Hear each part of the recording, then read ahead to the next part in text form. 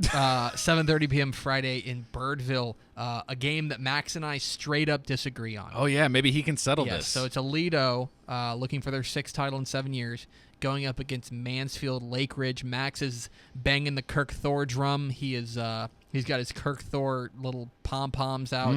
I'm riding with Aledo, so break the tie for us, Corbett. I'm going to probably pick Lakeridge. I haven't picked them yet, but I'm leaning towards picking Lakeridge. Aledo's always the safe choice. They've got a great defense. Dylan Davis, at quarterback, is solid. They've got 2,000-yard rushers.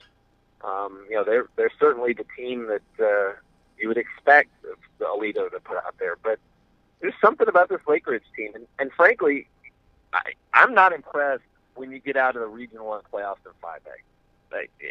It sounds bad, but it doesn't wow me that Lake Dallas and Aledo are to this point. When I looked at the teams that were there, they're just not the quality of teams that you would find in Division II. So to get to this point, I think the teams like Lake Ridge and Lone Star have played tougher opponents and been in harder games to get here. So I could see leaning Lake Ridge. Jet Duffy's is as good a high school quarterback as you'll find. They've got a great running back in Duke Carter. They've got a good defense.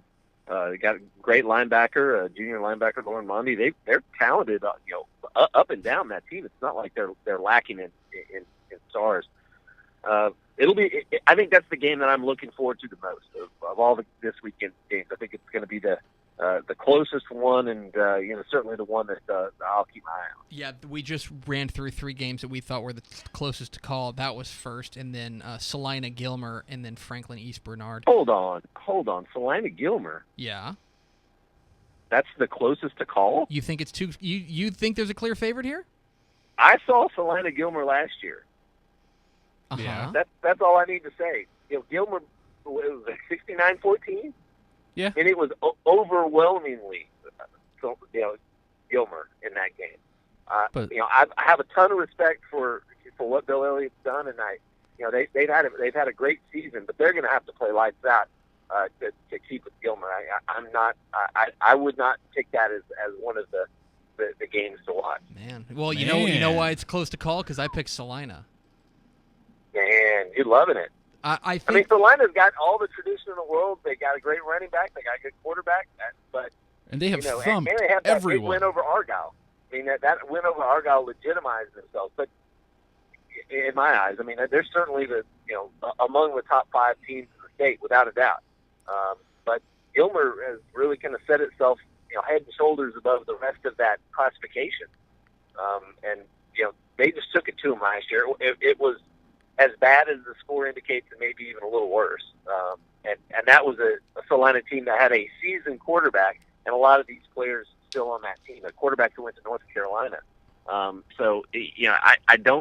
know Gilmer graduated a lot, but I think they've got a good bit of guys back from that team.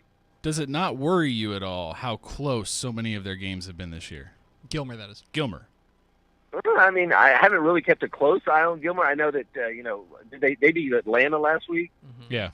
Atlanta. Yeah, Atlanta is one of those teams that's always been there. I saw Atlanta play Sealy in the state championships in the Astrodome, to date myself, way back when. They've always had great kids come through there. Yeah, I think Gilmer's just the East Texas is tough, especially in Class 4A. When you look at the quality of teams throughout there, you see what Carthage did against Navasota. East Texas is East Texas when you talk Class 4A Division 1 and 2. Do you want to make a beard bet? No one wants to see you with a beard. Yeah. No. So you have to grow a beard, or I have to shave my beard? Yeah. Oh. I'd love to see you with a beard. I would. That makes one of us.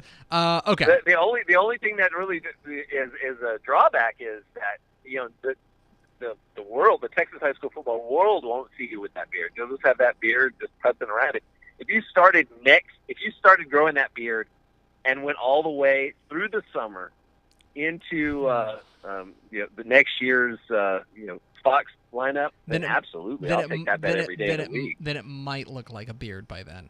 We're talking. No, I'm thinking it'd be like a Ryan Fitzpatrick, like real awesome mountain man beer. You just never let it go. You just never let it. You never tried it.